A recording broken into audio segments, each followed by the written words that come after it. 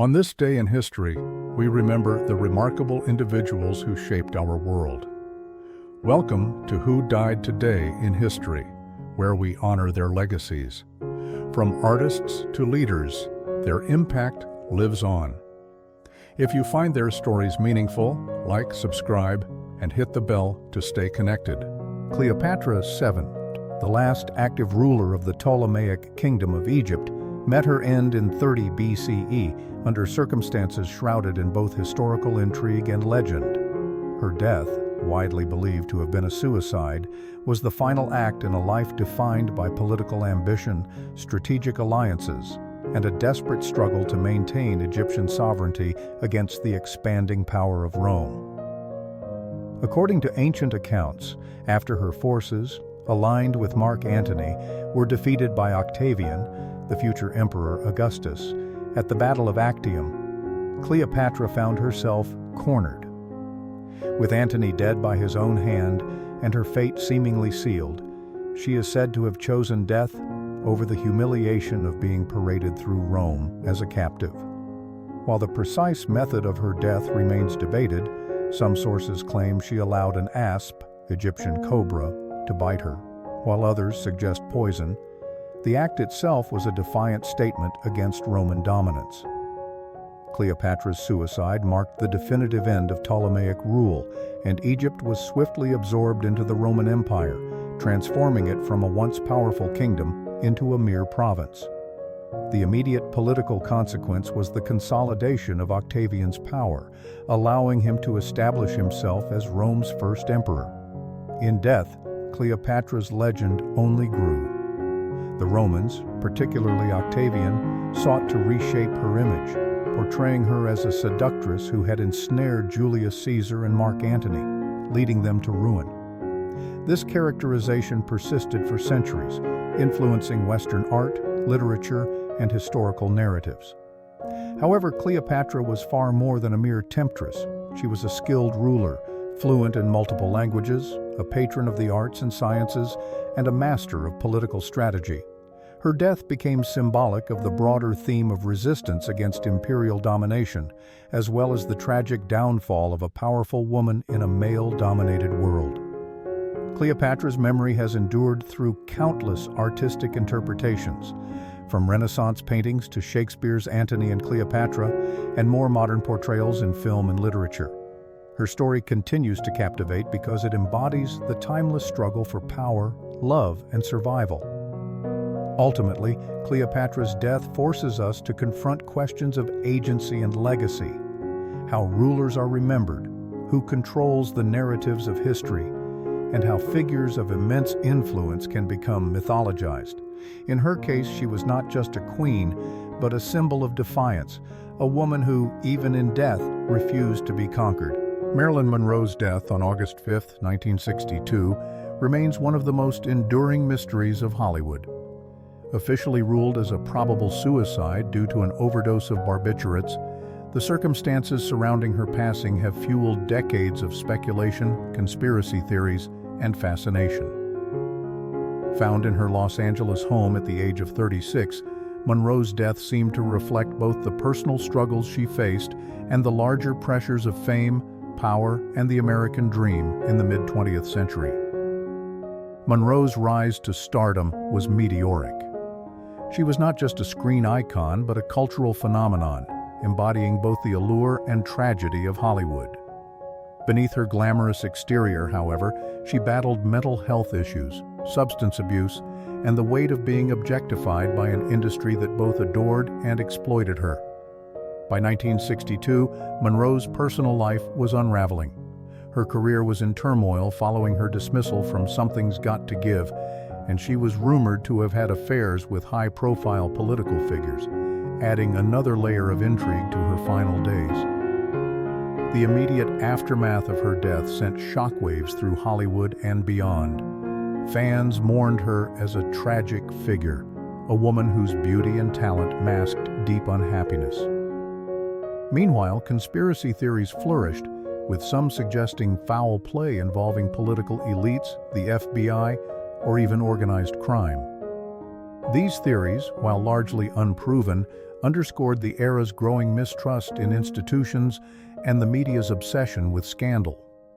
In death, Monroe's legend only grew. She became a symbol of both the fragility of stardom and the unattainable ideals placed upon women in entertainment. Her image, platinum blonde curls, red lips, and a gaze filled with both innocence and knowing, remains one of the most recognizable in history. Unlike many of her contemporaries, her fame did not fade with time, but intensified, fueled by countless books, films, and artistic tributes. Monroe's death serves as a sobering reminder of the darker side of fame and the toll of living under constant scrutiny. It forces us to question how society treats its icons, particularly women, who are often celebrated for their beauty, yet discarded when they struggle. Through art, literature, and film, we continue to immortalize her, not just as a tragic figure, but as a force of charm, intelligence, and vulnerability.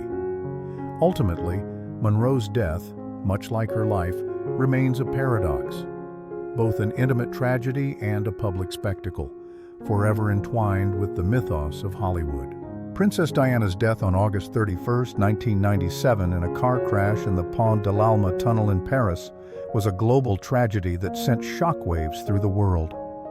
The sudden and violent nature of her passing at the age of 36 was made even more haunting by the intense media scrutiny that had followed her throughout her life. Her death not only marked the loss of a beloved public figure, but also raised profound questions about privacy, fame, and the relentless pursuit of celebrities by the press. Diana's life had been a whirlwind of public adoration and personal turmoil. As the former wife of Charles, Prince of Wales, she had captivated the world with her beauty, compassion, and humanitarian work. However, she also struggled with the pressures of royal life, a highly publicized divorce, and constant media intrusion. In the weeks leading up to her death, she had been hounded by paparazzi, a pursuit that ultimately played a tragic role in the crash. On that fateful night, Diana, her companion Dodi Fayed, and their driver, Henri Paul, were attempting to evade photographers when their vehicle, traveling at high speed, lost control and crashed. The immediate aftermath of her death saw an unprecedented outpouring of public grief. Mourners flooded the streets of London, laying flowers outside Buckingham and Kensington palaces. The British royal family faced criticism for their initial silence, highlighting the strained relationship between Diana and the monarchy. Her funeral, watched by an estimated 2.5 billion people, was a moment of collective mourning and reflection on her impact. Elton John's emotional rendition of Candle in the Wind became an anthem of remembrance. Diana's passing did not diminish her influence, rather, it amplified her legend. She was more than just a royal, she was the people's princess, a figure who used her platform to advocate for causes like HIV/AIDS awareness, landmine removal, and mental health. In death, she became a symbol of both the power and pitfalls of fame. Her tragic end forced a reckoning with media ethics, leading to discussions on privacy laws and the responsibilities of the press. Her legacy endures through her sons, Prince William and Prince Harry, who continue her charitable work.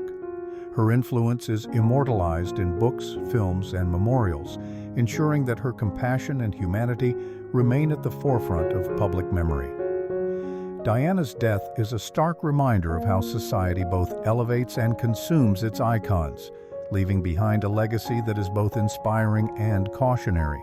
Queen Elizabeth II, the longest reigning monarch in British history, passed away on September 8, 2022, at Balmoral Castle in Scotland at the age of 96.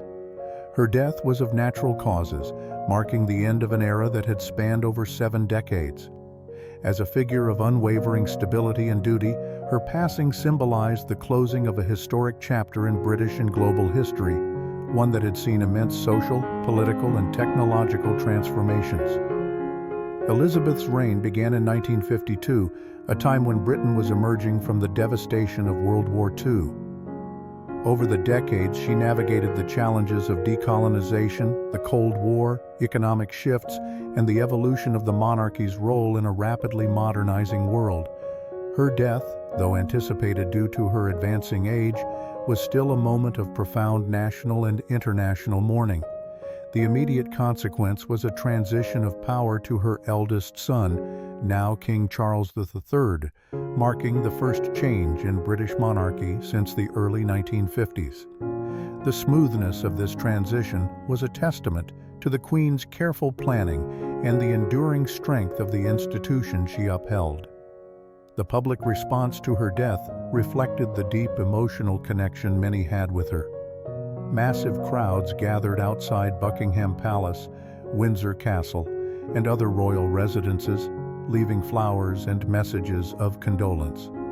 Her state funeral, held at Westminster Abbey, was one of the largest gatherings of world leaders in history, demonstrating the immense global respect she commanded. The funeral was steeped in tradition, with a solemn procession and final interment at St. George's Chapel in Windsor. Elizabeth II's passing further reinforced her status as a symbol of continuity and resilience. Having overseen an era of profound transformation, from the decline of the British Empire to the rise of digital globalization, her leadership style, rooted in discretion and duty, stood in contrast to an increasingly turbulent world.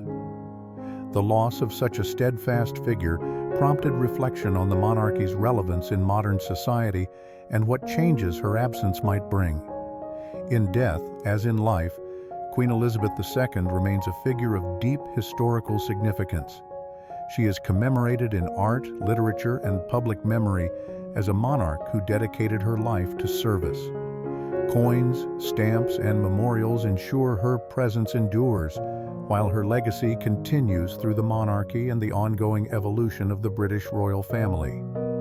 Her passing was not just the loss of a queen, but the end of an institution's most defining era, one that will be studied, remembered, and honored for generations to come. Mother Teresa, the iconic humanitarian known for her tireless work with the poor and dying in Kolkata, India, passed away on September 5, 1997, from natural causes.